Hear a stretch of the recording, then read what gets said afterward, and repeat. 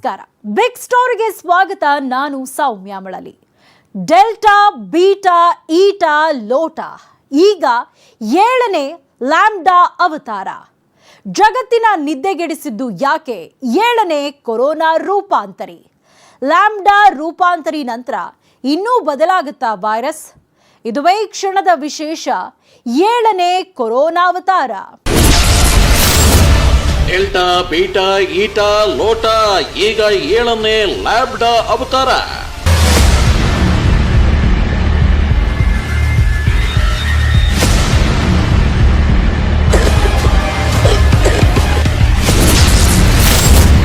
ಏಳನೇ ಕೊರೋನಾ ರೂಪಾಂತರಿ ಜಗತ್ತಿನ ನಿದ್ದೆಗೆಡಿಸಿದ್ದು ಯಾಕೆ?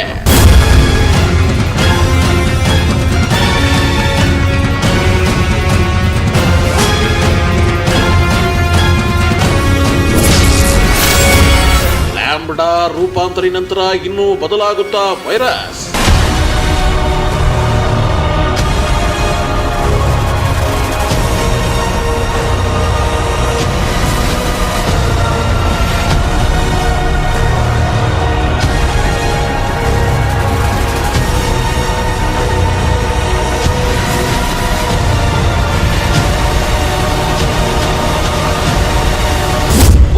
ಒಂದಲ್ಲ ಒಂದು ಅವತಾರ ಎತ್ತುತ್ತಲೇ ಇದೆ. ಜಗತ್ತನ್ನ ನಾನಾ ರೂಪದಲ್ಲಿ ಕಾಡ್ತಾನೆ ಬರುತ್ತಿದೆ. ಅದರಲ್ಲೂ ಡೆಲ್ಟಾ ಪ್ಲಸ್ ಅನ್ನೋ ಕೊರೋನಾ ರಾಕ್ಷಸ ರೂಪ ಜಗತ್ತಿನೆಲ್ಲೆಡೆ ಹರಡ್ತಾನೆ ಬರ್ತಿದೆ. ಪತ್ತೆಯಾಗಿರೋ ಕೊರೋನಾ ಕೇಸ್ಗಳ ಪೈಕಿ 55% ಕೇಸು ಈ ಡೆಲ್ಟಾ ರೂಪಾಂತರಿಯದ್ದೇ ಆಗಿದೆ ಅನ್ನೋದು ಅಚ್ಚರಿಯ ಸಂಗತಿ. ಇದೀಗ ಡೆಲ್ಟಾನೇ ಡೇಂಜರ್ ಅಂತಿದ್ರೆ, ಈ ಡೆಲ್ಟಾ ಬೆನ್ನಲ್ಲೇ ಜಗತ್ತಿಗೆ ಇನ್ನಿಲ್ಲದ ಆತಂಕ ತಂದೊಡ್ತಿದೆ ಕೊರೋನಾ ವೈರಸ್ನ ಮಗದೊಂದು ಹೊಸ ರೂಪಾಂತರಿ ಲ್ಯಾಂಬ್ಡಾ.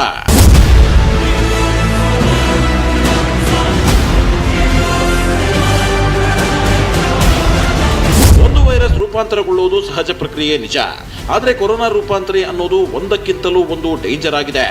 ವೇಗವಾಗಿ ಹರಡಿಕೊಳ್ತಿರೋದನ್ನ ನೋಡ್ತಿದ್ರೆ ಮುಂದೆ ಇನ್ಯಾವ ರೂಪಾಂತರಿ ಕಾಟ ಕಾದಿದೆಯೋ ಅನ್ನೋ ಪ್ರಶ್ನೆ ಸಹಜವಾಗಿ ಕಾಡುತ್ತೆ. ಅದರಲ್ಲೂ ಡೆಲ್ಟಾ ಸೃಷ್ಟಿಸಿರೋ ಕರಾಳ ಬಲೆಯಿಂದಲೇ ಜಗತ್ತು ಹೊರಬರದೆ ಒದ್ದಾಡ್ತಿರುವಾಗಲೇ ಲ್ಯಾಂಬ್ಡಾ ಅನ್ನೋ ಹೊಸ ರೂಪಾಂತರಿ ತಳಿ ಪತ್ತೆಯಾಗಿದೆ. ಅದು ಕೂಡ ಒಂದಲ್ಲ ಎರಡಲ್ಲ, 31 ದೇಶದಲ್ಲಿ.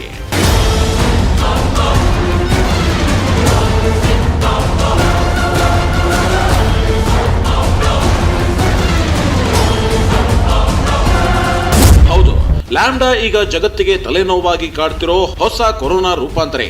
ಈ ತಳಿ ಸೃಷ್ಟಿಯಾಗಿದ್ದು ಕಳೆದ ವರ್ಷ ಆಗಸ್ಟ್ ನಲ್ಲೇ ಆದರೂ ಕೂಡ ಇದು ಈಗ ವಿಶ್ವದ 31 ದೇಶಕ್ಕೆ ಹರಡಿಬಿಟ್ಟಿದೆ. ಇದೇ ವರ್ಷ ಜೂನ್ 14ರಂದು ವಿಶ್ವ ಆರೋಗ್ಯ ಸಂಸ್ಥೆ ಲ್ಯಾಂಬ್ಡಾ ಬಗ್ಗೆ ಎಚ್ಚರಿಸಿತ್ತು. ಲ್ಯಾಂಬ್ಡಾ ಅನ್ನೋ ಹೊಸ ರೂಪಾಂತರಿ ವೈರಸ್ಗೆ C37 ಅನ್ನೋ ಹೆಸರಿಟ್ಟಿತ್ತು. ಅಲ್ಲದೆ ಇದು ಜಗತ್ತಿಗೆ ಮಾರಕವಾಗಬಲ್ಲ ಕೊರೋನಾ ರೂಪಾಂತರಿಗಳ ಪೈಕಿ 7ನೇ ರೂಪಾಂತರಿಯಾಗಿತ್ತು. ವೇಗವಾಗಿ ಹರಡುತ್ತೆ. ಅಷ್ಟಕ್ಕೂ ಈ ಲ್ಯಾಂಬ್ಡಾ ರೂಪಾಂತರಿ ಮೂಲ ಯಾವುದು ಅಂದ್ರ ಪೆರು.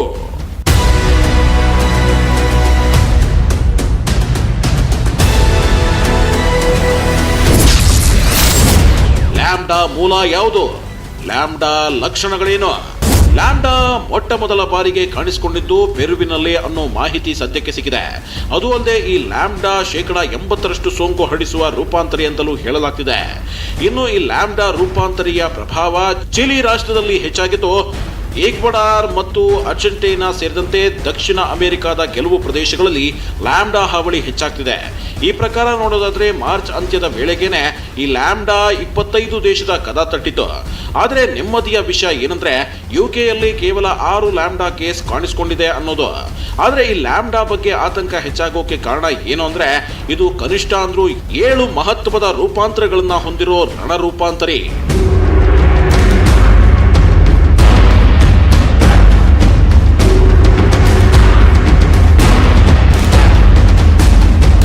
ವೀಕ್ಷಕರೇ, ಡೆಲ್ಟಾ ರೂಪಾಂತರಿ ತಳಿ ಇದೆಯಲ್ಲ, ಇದು ಈಗಾಗಲೇ 100ಕ್ಕೂ ಅಧಿಕ ದೇಶಗಳಲ್ಲಿ ಹರಡಿದೆ.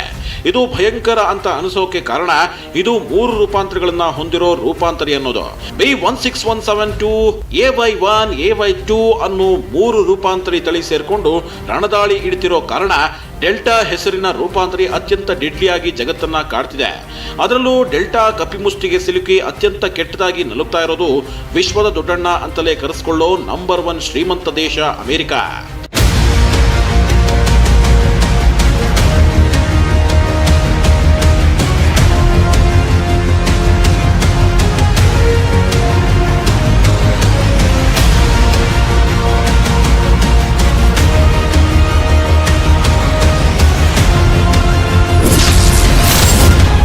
ಅಮೆರಿಕದಲ್ಲೂ ನಂಬರ್ 1 ವೈರಸ್ ಡೆಲ್ಟಾ. ಡೆಲ್ಟಾ ವಿಶ್ವದಲ್ಲೇ ಅತ್ಯಂತ ಹೆಚ್ಚು ಸಾಂಕ್ರಾಮಿಕ ರೋಗ ಹರಡಿಸುವ ವೈರಸ್ ಅನ್ನೋ ಕುಖ್ಯಾತಿ ಪಡೆದಿದೆ. ಈ ವೈರಸ್ ಈಗಾಗಲೇ ಅಮೆರಿಕದ ಬಹುಪಾಲು ಆವರಿಸಿಬಿಟ್ಟಿದೆ. ಅಮೆರಿಕದೆಲ್ಲೆಡೆ ತನ್ನ ಕಬಂಧಬಾಹು ಚಾಚಿರುವ ಡೆಲ್ಟಾ ದೇಶದಲ್ಲಿ ಪತ್ತೆಯಾಗ್ತಿರೋ ಸೋಂಕಿತರ ಪೈಕಿ 51% ಪಾಲು ಡೆಲ್ಟಾದ್ದೇ ಆಗಿದೆ. ಇದೇ ಡೆಲ್ಟಾ ವೈರಸ್ ಭಾರತದಲ್ಲಿ ಮೊಟ್ಟ ಮೊದಲು ಕಾಣಿಸಿಕೊಂಡಾಗ ಎರಡನೇ ಅಲೆ ಉತ್ತುಂಗಕ್ಕೆ ಏರ್ತು. ಎರಡನೇ ನಿರ್ಮಾಣಕ್ಕೆ ಇದೇ ಡೆಲ್ಟಾನೇ ಕಾರಣವಾಗಿತ್ತು. ಇದೀಗ ಇದೇ ವೈರಸ್ ಅಮೆರಿಕಕ್ಕೂ ಭಯ ಹುಟ್ಟು ಹಾಕಿದೆ. ಯಾಕೆಂದ್ರೆ ಅಮೆರಿಕದ ಪಶ್ಚಿಮ ರಾಜ್ಯಗಳಲ್ಲಿ 75% ಡೆಲ್ಟಾ ಪಾಲು ಕಂಡು ಬಂದಿದೆ. ವಿಶ್ವವನ್ನ ಡೆಲ್ಟಾ ಈ ರೀತಿ ಹಿಂಡಿ ಹಿಪ್ಪೆ ಮಾಡ್ತಿರುವಾಗಲೇ ಲ್ಯಾಂಬ್ಡಾ ವೈರಸ್ ಹಾವಳಿ ಹೆಚ್ಚಾಗುವ ಬಗ್ಗೆ ಆತಂಕ ಹೆಚ್ಚಾಗ್ತಾ ಇದೆ. ಭಾರತದಲ್ಲಿ ದಿನದ ಕೇಸು ಈಗ 45,000ಕ್ಕೆ ಬಂದು ನಿಂತಿದ್ದು, ಸಾವಿನ ಸಂಖ್ಯೆ 800ರ ಗಡಿಗೆ ಬಂದು ನಿಂತಿದೆ. ರಿಕವರಿ ರೇಟ್ 97% ಆಗಿದೆ. ಇದೀಗ ಲ್ಯಾಂಬ್ಡಾ ರೂಪಾಂತರದ ಸ್ಟ್ರೈಕ್ ಪ್ರೋಟೀನ್ ನಲ್ಲಿ ಕನಿಷ್ಠ 7 ಮಹತ್ವದ ರೂಪಾಂತರಗಳು ಇವೆ. ಇದು ವೇಗವಾಗಿ ಹರಡುವ ರೂಪಾಂತರಿಯಾಗಿದೆ ಅನ್ನೋ ಸುದ್ದಿ ನಿಜಕ್ಕೂ ಆಘಾತಕಾರಿಯಾಗಿದೆ. ಇದರ ಜೊತೆಗೆ ಈ ತಳಿ ಕೊರೋನಾ ಲಸಿಕೆಗಳಿಗೆ ಪ್ರತಿರೋಧ ಒಡ್ಡುವ ಸಾಧ್ಯತೆಗಳಿವೆ. ಹಾಗಾದ್ರೆ ಲ್ಯಾಂಬ್ಡಾ ರೂಪಾಂತರಿ ಭಾರತದಲ್ಲಿ ಕಾಣಿಸಿಕೊಂಡಿದ್ಯಾ? ಲ್ಯಾಂಬ್ಡಾ ವೈರಸ್ 31 ದೇಶದಲ್ಲಿ ಹರಡಿದ್ರೂ ಕೂಡ ಭಾರತದಲ್ಲಿ ಇನ್ನೂ ಒಂದು ಲ್ಯಾಂಬ್ಡಾ ಕೇಸ್ ಕಾಣಿಸಿಕೊಂಡಿಲ್ಲ. ಆದರೆ ಭಾರತದಲ್ಲಿ ಡೆಲ್ಟಾ ಹಾಗೂ ಡೆಲ್ಟಾ ಪ್ಲಸ್ ಸೃಷ್ಟಿಸ್ತಾ ಇರೋ ಅವತಾರ ಅಷ್ಟಲ್ಲ. ಭಾರತದಲ್ಲಿ ಕೊರೋನಾ ವೈರಸ್ನ ಮೊದಲನೇ ಅಲೆ ಆರ್ಥಿಕ, ಮಾನಸಿಕ, ದೈಹಿಕವಾಗಿ ಕಿತ್ತು ತಿಂದಿದೆ. ಲಾಕ್ಡೌನ್ ಇಂದ ಜನರ ಸಂಕಷ್ಟ ಹೆಚ್ಚಾಗುವಂತೆ ಮಾಡಿದೆ. ಇದನ್ನ ಸರಿ ಮಾಡಿಕೊಳ್ಳುವಷ್ಟರಲ್ಲಿ ಸಿಡಿದೆದ್ದ ಎರಡನೇ ಅಲೆ ಜನರನ್ನ ಮತ್ತಷ್ಟು ಹೈರಾಣಾಗಿಸಿತು. ಎಲ್ಲಿ ನೋಡಿದ್ರೂ ಆಕ್ಸಿಜನ್ ಕೊರತೆ, ಬೆಡ್ ಸಮಸ್ಯೆ ಹೀಗೆ ಸಾಕಷ್ಟು ಎದುರಾಗಿ ಜನರು ಎಂದೂ ಕಾಣದ ಭೀಕರತೆಯನ್ನ ಕೇವಲ 2 ವರ್ಷಗಳಲ್ಲಿ ಅನುಭವಿಸುವಂತಾಯಿತು.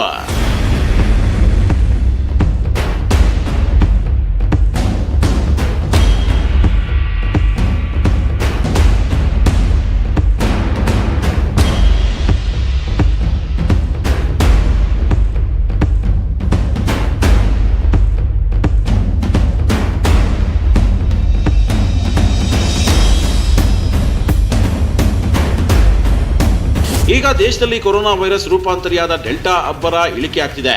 ಎರಡನೇ ಅಲೆ ನಿಯಂತ್ರಣಕ್ಕೆ ಸಿಗ್ತಾ ಇದೆ. ಈಗಾಗಲೇ ಲ್ಯಾಂಬ್ಡಾ ತಳಿಯ ಆರ್ಭಟ ಜೋರಾಗುವ ಭೀತಿ ಕಾಡ್ತಾ ಇದೆ. ವಿಮಾನಗಳ ಹಾರಾಟದಿಂದ ವಿದೇಶದಿಂದ ಭಾರತಕ್ಕೆ ಲ್ಯಾಂಬ್ಡಾ ಸೋಂಕು ಎಂಟ್ರಿ ಕೊಡುವ ಆತಂಕವೂ ಇದೆ. ಒಂದು ವೇಳೆ ಹಾಗೇನಾದ್ರೂ ಲ್ಯಾಂಬ್ಡಾ ಭಾರತಕ್ಕೆ ಎಂಟ್ರಿ ಕೊಟ್ಟಿದೆ ಆದರೆ 3ನೇ ಅಲೆ ಸಿಡಿದೇಳುವ ಸಾಧ್ಯತೆ ಕೂಡ ಇದೆ. ಈಗಾಗಲೇ ಆಗಸ್ಟ್ ತಿಂಗಳಲ್ಲಿ 3ನೇ ಅಲೆ ಏಳಲಿದೆ. ಸೆಪ್ಟೆಂಬರ್ನಲ್ಲಿ ಪೀಕ್ಗೆ ಹೋಗಲಿದೆ ಅಂತ ತಜ್ಞರು ಎಚ್ಚರಿಸುತ್ತಿದ್ದಾರೆ. ಹೀಗಿರುವಾಗ ಲ್ಯಾಂಬ್ಡಾ ಅವತಾರ ಭಾರತದಲ್ಲಿ ಕಾಡೋಕೆ ಶುರು ಮಾಡಿದ್ರೆ ಮುಂದಿನ ದಿನಗಳು ಕಷ್ಟ.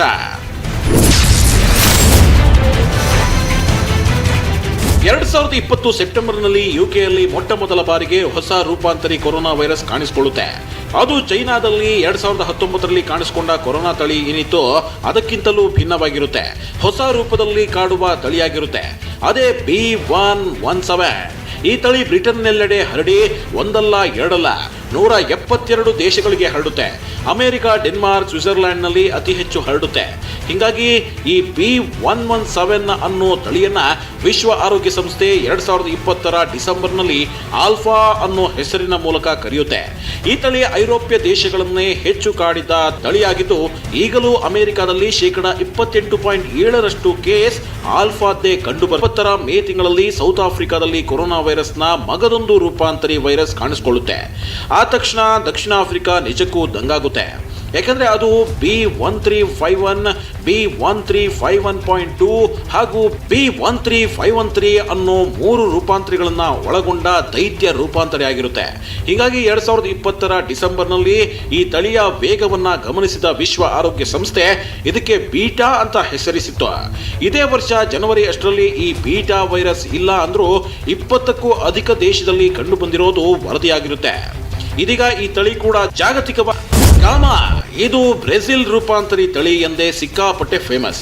ಇದು ಮೊಟ್ಟ ಮೊದಲ ಬಾರಿಗೆ 2020ರ ನವೆಂಬರ್ನಲ್ಲಿ ಬ್ರೆಜಿಲ್ನಲ್ಲಿ ಪತ್ತೆಯಾಯಿತು. ಬ್ರೆಜಿಲ್ ಕೊರೋನಾದಿಂದ ಎಂಥ ನರಕ ಎದುರಿಸಿದೆ ಅನ್ನೋದು ನಿಮಗೆಲ್ಲ ಗೊತ್ತೇ ಇದೆ. ಒಂದು ದಿನಕ್ಕೆ 80,000 1 ಲಕ್ಷ ಕೇಸ್ಗಳನ್ನ ಕಾಣ್ತಿದ್ದ ಬ್ರೆಜಿಲ್ P1 ಅನ್ನೋ ಹೊಸ ತಳಿಯಿಂದ ತತ್ತರಿಸಿತ್ತು. P1 ಅನ್ನೋ ತಳಿ ವೇಗವಾಗಿ ಸೋಂಕು ಹರಡುತ್ತೆ ಅನ್ನೋದನ್ನ ಗೊತ್ತಾದ ಮೇಲೆ ಅದಕ್ಕೆ ವಿಶ್ವಸಂಸ್ಥೆ 2021ರ ಜನವರಿಯಲ್ಲಿ ಗಾಮಾ ಅಂತ ಹೆಸರಿಡ್ತು.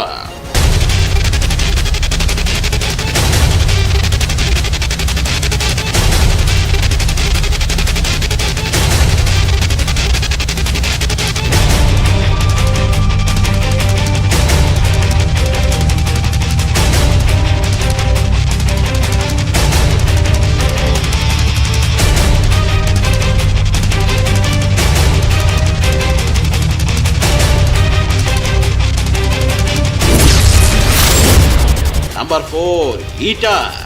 ಜಗತ್ತಿನಾದ್ಯಂತ ಆಲ್ಫಾ, ಬೀಟಾ, ಗಾಮಾ ಆರ್ಭಟ ಹೆಚ್ಚಾದಾಗ ಹಲವು ದೇಶಗಳಲ್ಲಿ ಈಟಾ ಅನ್ನೋ ಹೊಸ ರೂಪಾಂತರಿ ಕಾಣಿಸ್ಕೊಳ್ತು. B1525 ಅನ್ನೋ ಈ ತಳಿಗೆ ವಿಶ್ವಸಂಸ್ಥೆ 2021 ಮಾರ್ಚ್ನಲ್ಲಿ ಈಟಾ ಅಂತ ಹೆಸರಿಡ್ತು. ಈ ಈಟಾ ಆರ್ಭಟದ ಬೆನ್ನಲ್ಲೇ ರಣದಾಳಿ ಇಡೋಕೆ ಬಂತು ಲೋಟಾ.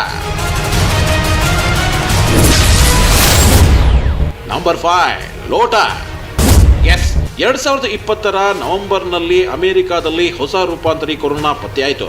B1526 ಅನ್ನೋ ಹೆಸರಿನ ಈ ತಳಿ ಅಮೆರಿಕಾದೆಲ್ಲೆಡೆ ಹರಡುತ್ತಾ ಬಂತು. ಇದನ್ನ ಗಮನಿಸಿದ ವಿಶ್ವ ಆರೋಗ್ಯ ಸಂಸ್ಥೆ ಇದನ್ನ ಲೋಟಾ ಅಂತ ಹೆಸರಿಡ್ತು. ಇದಾದ್ಮೇಲೆ ವಿಶ್ವವನ್ನ ದೊಡ್ಡ ಮಟ್ಟದಲ್ಲಿ ಕಾಡಿದ್ದೇ ಡೆಲ್ಟಾ.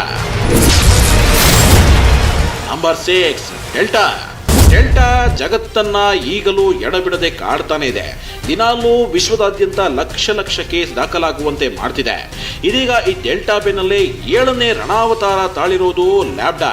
ಹಾಗಾದ್ರೆ ಡೆಲ್ಟಾಗಿಂತಲೂ ಡೆಡ್ಲಿಯಾಗಿ ಕಾಡುತ್ತಾ ಈ ಲ್ಯಾಬ್ಡಾ ಆಲ್ಫಾ, ಬೀಟಾ, ಈಟಾ, ಲೋಟಾ, ಗಾಮಾಗಿಂತಲೂ ರಣಭೀಕರವಾಗಿ ಕಾಡಲಿದ್ಯಾ ಲ್ಯಾಬ್ಡಾ? ಇಲ್ಲೇ ಇರೋದು 7ನೇ ಕೊರೋನಾ ಅವತಾರದ 5 ರಣಸವಾಲು.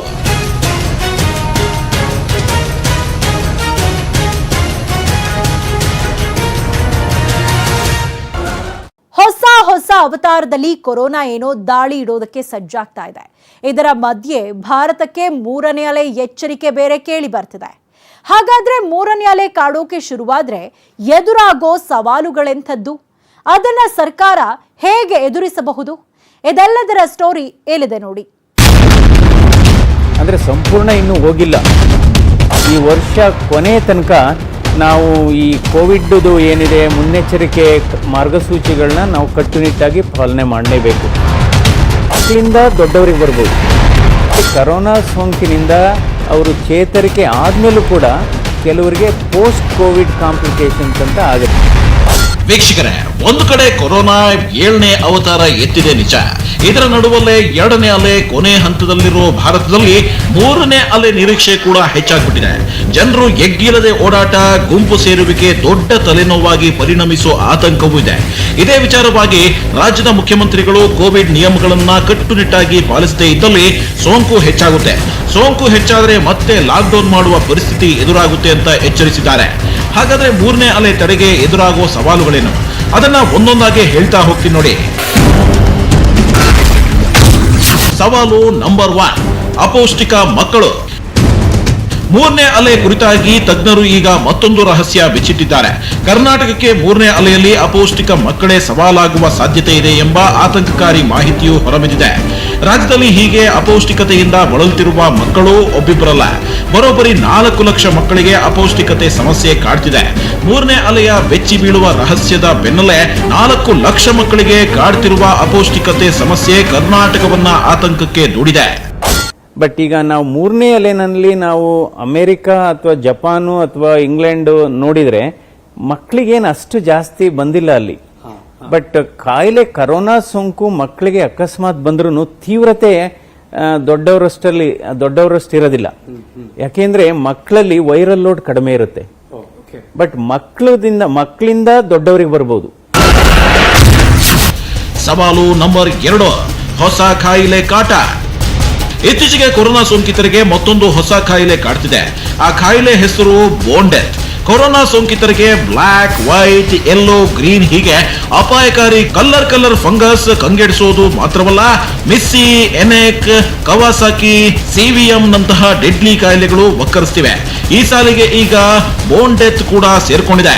ಹೀಗೆ ಕೊರೋನಾ ವೈರಸ್ ಹೆಣೆತ ವ್ಯೂಹದಲ್ಲಿ ಮನುಕುಲವೇ ಬಂದಿಯಾಗಿ ಸಾಲು ರೋಗಕ್ಕೆ ತುತ್ತಾಗಿ ಕಂಗೆಡುವ ಪರಿಸ್ಥಿತಿ ಬಂದಿದೆ. ಕರೋನಾ ಸೋಂಕಿನಿಂದ ಅವರು ಚೇತರಿಕೆ ಆದ್ಮೇಲೂ ಕೂಡ ಕೆಲವರಿಗೆ ಪೋಸ್ಟ್ ಕೋವಿಡ್ ಕಾಂಪ್ಲಿಕೇಶನ್ಸ್ ಅಂತ ಆಗುತ್ತೆ, ಅಥವಾ ಲಾಂಗ್ ಕೋವಿಡ್ ಸಿಂಡ್ರೋಮ್ ಅಂತ ಹೇಳ್ತೀವಿ. ಏನೇನಾಗ್ಬೋದು?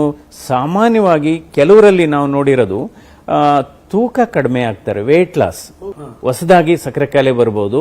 ಇದ್ದಂಥವರಿಗೆ ಸಕ್ಕರೆ ಕಾಯಿಲೆ ಏರುಪೇರು ಜಾಸ್ತಿ ಆಗ್ಬೋದು, ನಿಯಂತ್ರಣ ತಪ್ಪಬಹುದು.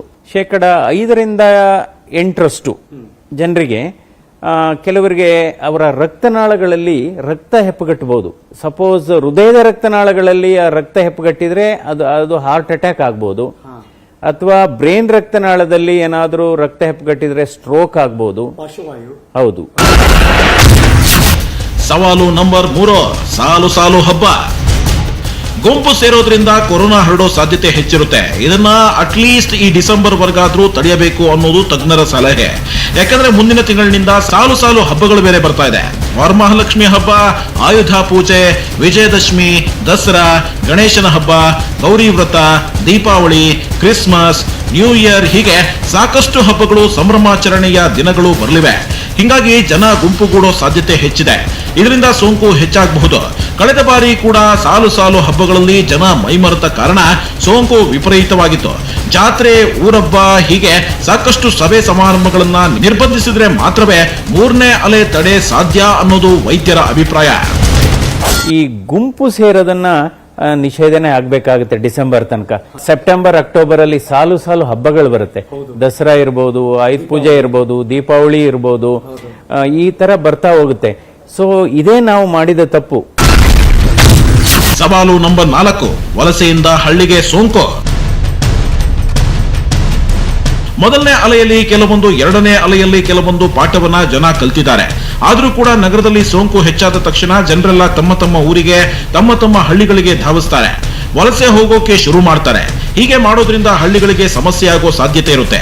ಇನ್ನು ಮೊದಲೆರಡು ಅಲೆಯನ್ನ ಗಮನಿಸಿರೋ ತಜ್ಞರು, ಕೊರೋನಾ ಕೇರಳದಲ್ಲೋ ಅಥವಾ ಮಹಾರಾಷ್ಟ್ರದಲ್ಲೋ ಹೆಚ್ಚಾದ 3-4 ವಾರದಲ್ಲಿ ಕರ್ನಾಟಕದಲ್ಲೂ ಕೊರೋನಾ ಹೆಚ್ಚಾಗುತ್ತಾ ಬಂದಿದೆ. ಹಿಂಗಾಗಿ ಬೇರೆ ಬೇರೆ ರಾಜ್ಯದಿಂದ ಬರುವವರ ಮೇಲೂ ಗಮನ ಇಡೋದು ಅನಿವಾರ್ಯ. ಯುಗಾದಿ ಹಬ್ಬಕ್ಕೆಲ್ಲ ಹೋದ್ರು. ಸೊ ಆವಾಗ ಏನಾಗಿತ್ತು, ಬೆಂಗಳೂರಲ್ಲಿ ಜಾಸ್ತಿ ಇತ್ತು, ಆದ್ರೆ ಹಳ್ಳಿಗಳಲ್ಲಿ ಕಡಿಮೆ ಇತ್ತು. ಸೊ ಅದರಿಂದ ಹಳ್ಳಿನಲ್ಲಿ ಜಾಸ್ತಿ ಆಯ್ತು. ಯಾಕೆಂದ್ರೆ ಬೆಂಗಳೂರಿನಲ್ಲಿ ಇರತಕ್ಕಂತ ಸೋಂಕನ್ನ ಹಳ್ಳಿಗೆ ತಗೊಂಡೋದ್ರು. ನಂತರ ಹಳ್ಳಿಯಿಂದ ಬಂದು ಇಲ್ಲಿ ಬೆಂಗಳೂರಲ್ಲಿ ಜಾಸ್ತಿ ಆಯ್ತು. ಸವಾಲು ನಂಬರ್ 5, ಫಾಸ್ಟ್ ವ್ಯಾಕ್ಸಿನೇಷನ್. 3ನೇ ಅಲೆ ನಿರೀಕ್ಷೆ ಇರೋ ಕಾರಣ 3ನೇ ಅಲೆ ಬಂದಿದ್ದೆ ಆದ್ರೆ ಅದರ ತೀವ್ರತೆ 2ನೇ ಅಲೆ ಅಷ್ಟೇ ಇರುತ್ತಾ ಅನ್ನೋ ಪ್ರಶ್ನೆ ಹಲವರನ್ನ ಕಾಡ್ತಾ ಇದೆ. ಆದ್ರೆ ತಜ್ಞರು ಈ ಬಗ್ಗೆ ಹೇಳೋದೇನೆಂದ್ರೆ, 3ನೇ ಅಲೆ ಅಪ್ಪಳಿಸೋಷ್ಟರಲ್ಲಿ 60% ಮಂದಿಗೆ ವ್ಯಾಕ್ಸಿನೇಷನ್ ಆಗಿದ್ರೆ 3ನೇ ಅಲೆ ತೀವ್ರತೆ ಅಷ್ಟೇನು ಡೆಡ್ಲಿ ಆಗಿರೋದಿಲ್ಲ ಅನ್ನೋದು. ಇದುವರೆಗೂ ದೇಶದಲ್ಲಿ 6 ಕೋಟಿ ಜನ 2 ಡೋಸ್ ಲಸಿಕೆ ಪಡೆದಿದ್ದಾರೆ. 35 ಕೋಟಿ ಜನರಿಗೆ ಮೊದಲನೇ ಡೋಸ್ ಲಸಿಕೆ ಸಿಕ್ಕಿದೆ. ಒಟ್ಟಾರೆ ಕೊರೋನಾ ಲ್ಯಾಂಬ್ಡಾ ಅನ್ನೋ 7ನೇ ಹೊಸ ಅವತಾರ ತಾಳಿದ್ದು 3ನೇ ಅಲೆ ನಿರೀಕ್ಷೆ ಬೇರೆ ಆತಂಕ ಹೆಚ್ಚಿಸ್ತಾ ಇದೆ. ಕೊರೋನಾ ಹೀಗೆ ಮತ್ತೆ ಮತ್ತೆ ಹೊಸ ರೂಪ ತಾಳಬಹುದು. ಹೀಗಾಗಿ ಮುಂಬರುವ ಸವಾಲುಗಳನ್ನ ಎದುರಿಸಲೇಬೇಕಾಗಿದೆ. ಕೊರೋನಾವನ್ನ ಮೆಟ್ಟಿ ನಿಲ್ಲಲೇಬೇಕಾಗಿದೆ. ಇದಾಗಿತ್ತು ಈ ಹೊತ್ತಿನ ಬಿಗ್ ಸ್ಟೋರಿ. ನೋಡ್ತಾರಿ ನ್ಯೂಸ್ 18 ಕನ್ನಡ. ಜಾಲ ನಮ್ಮದು, ಬಲ ನಿಮ್ಮದು.